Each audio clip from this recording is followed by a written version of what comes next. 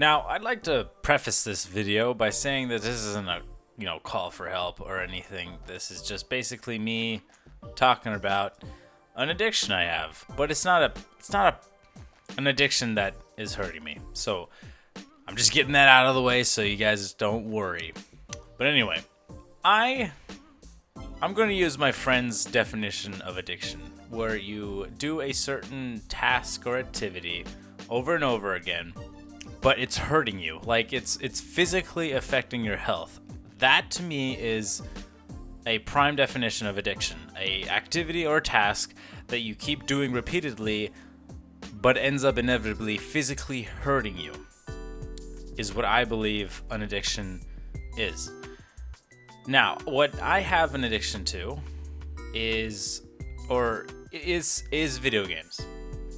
My addiction to video games is a strong one because, I may make YouTube videos and I find time in my day to work out, but the rest of the time, I'm playing fucking video games, Sure, I still talk to my friends online like I talk to people over Skype, but outside of that, I don't really do much except play video games.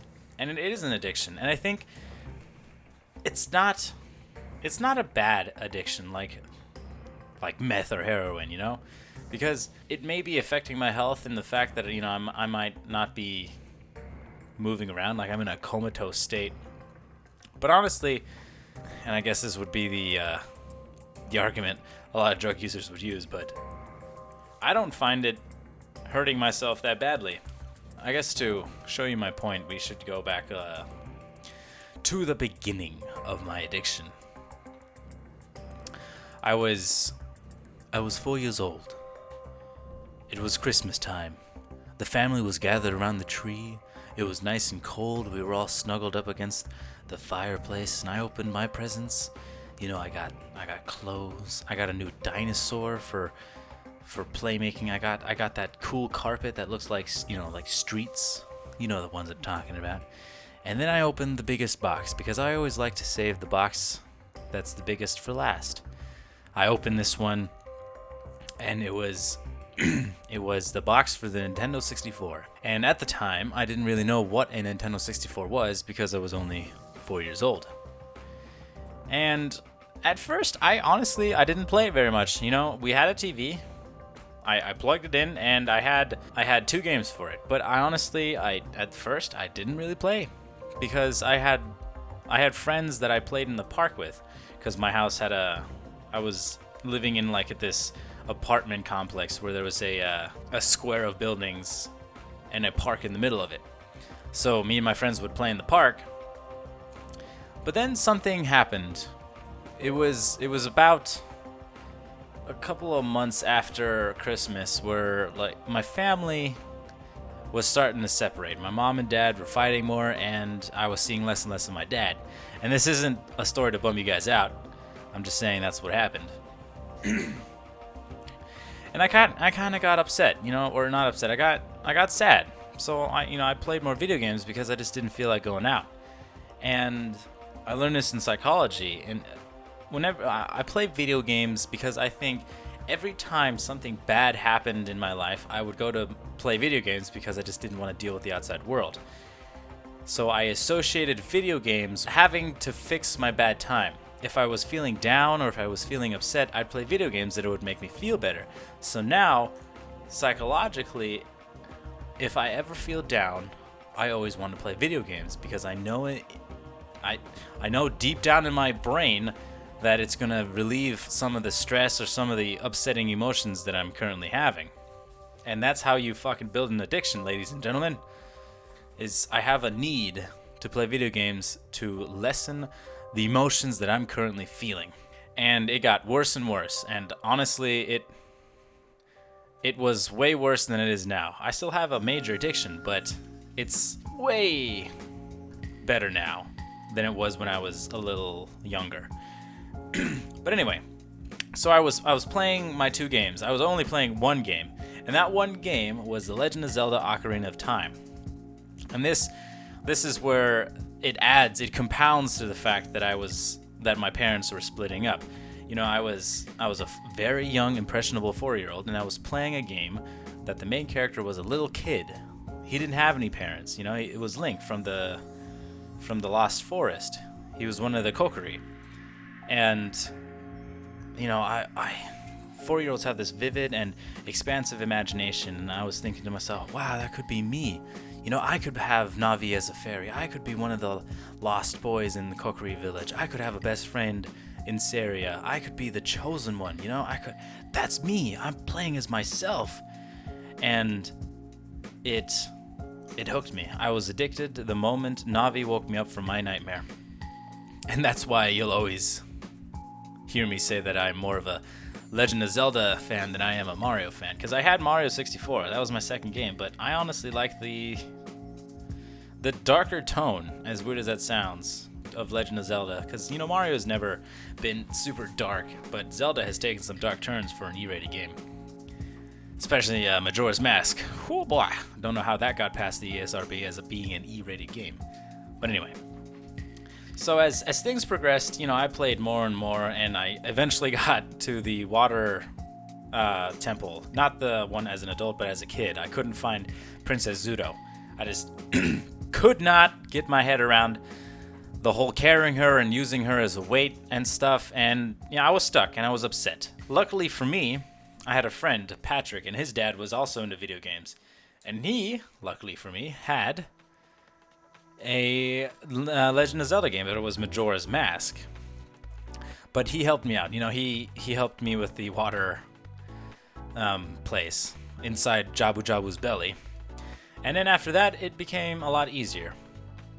I beat the Forest Temple, I beat the Fire Temple, and then I got stuck at the Water Temple, and I just gave up. The Water Temple, oh god.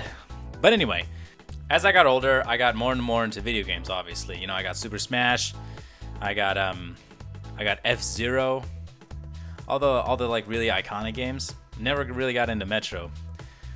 And then I moved away from Germany, because I originally was born in Germany. And my dad didn't follow us. He stayed in Germany, because at that time they were officially split. So it was me, my mom, and my brother who moved to America. And about a year later, I got an Xbox. Completely skipped the PlayStation era because I wanted Halo. Halo was my go-to game back when I was like 11. And thank God my mom bought me M-rated games. I'm not sure. She definitely knows what the ratings are now, but I'm not sure she did back then. And I'm grateful, because if she knew what she knows now, I definitely would not have gotten that game. And then, with Xbox came Xbox Live, which just compounded the fact that I saw myself as... I already lost myself in every video game world I ever played. When I was playing Halo, I was like, oh man, I'm the toughest, roughest shooting, alien killing motherfucker in this place. And then came Xbox Live, and Halo 2 came out. And my god, did my social life, if any, go away. Because I met some of the friends I met, like my very first time on Xbox Live, I'm still friends with today. Metal Snake, for instance, I didn't meet him personally. It was my brother who met him. And then, me and him, because my brother and I shared the same account, so me and him talked. But I met him in Far Cry Predator, and then we played a lot in Halo 2 because he was one of the modders. Those assholes who auto-fire the sniper rifle and instantly get headshots, if you were around for that.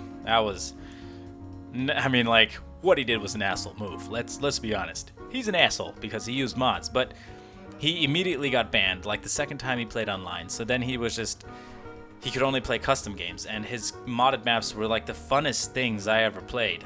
And me and him built a relationship that I'm really grateful for. Yeah, we may have our differences, and yeah, we may fight a lot, but honestly, I'm really grateful for the friendship we have. And that brings me to my point. I may have an addiction to video games, but unlike meth, or unlike crack, or unlike heroin, I've made some really great friends that I couldn't see myself without. And I've also made I've also made lots of life experiences in video games. Now, as crazy and as ridiculous as that sounds, how could you make life experiences in a virtual video game? But that's the thing, not even 20 years ago, people were making experiences in books. They were visiting worlds that they never even dreamed of.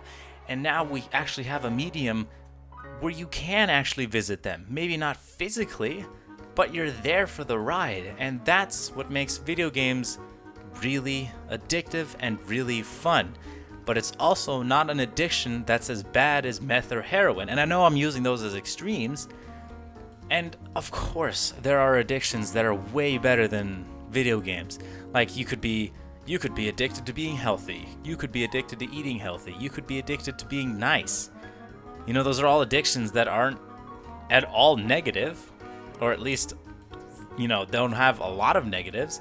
But with video games, it's for a lot of people, I honestly believe for a lot of people, video games are ways to escape, but not escape the world as in trying to run away from your responsibilities, just to take a break.